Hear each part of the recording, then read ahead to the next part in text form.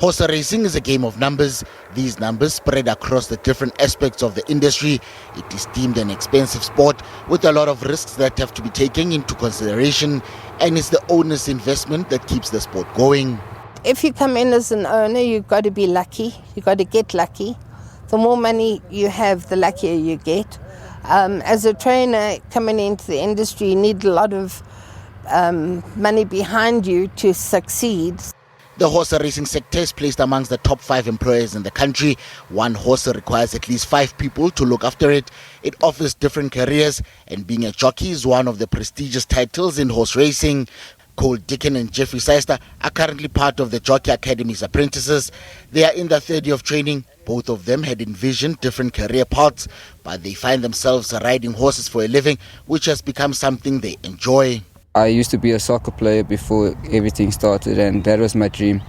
And the one day my uncles were talking about horse racing, and I happened to walk into their conversation, and they suggested that I should start being a jockey. The first day I joined the academy was on the 3rd of January 2018, and it was the first time I actually got to touch a horse and be close to it.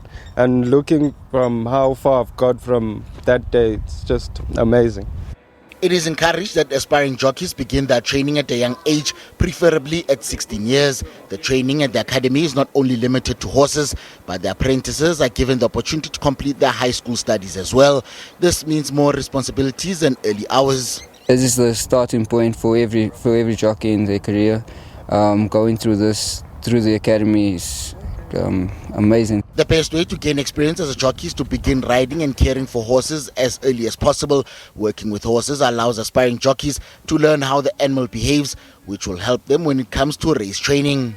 When jumping on a horse in the morning, you trot it to the track. You have to see if it's sound, if it's trotting okay, and on track you have to listen if it's making any noises, if it's cantering fine. Coming back, you have to listen if it's coughing, breathing badly, if it was hanging during the work, left or right, or if it was feeling anything while cantering.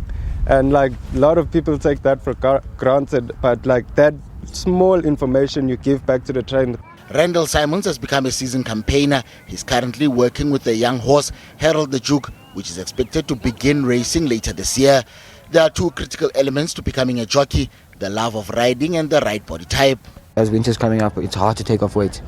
You have to take off 3-4 kilos maybe sometimes for the day, and you don't eat. It's hard on the body. Thomas Ncume is not a jockey, but rather a work rider. It's another career that is close to being a jockey. Ncume, who hails from the Eastern Cape, came to Johannesburg 35 years ago. Although he does race with other work riders, his main task is to exercise and ride a horse. He has gone on to win many international accolades during his extensive career.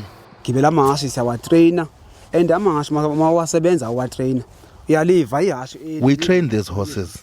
And when you train a horse, you can feel if it's ready for a race. And you need to be honest to the owner. If the horse is not ready.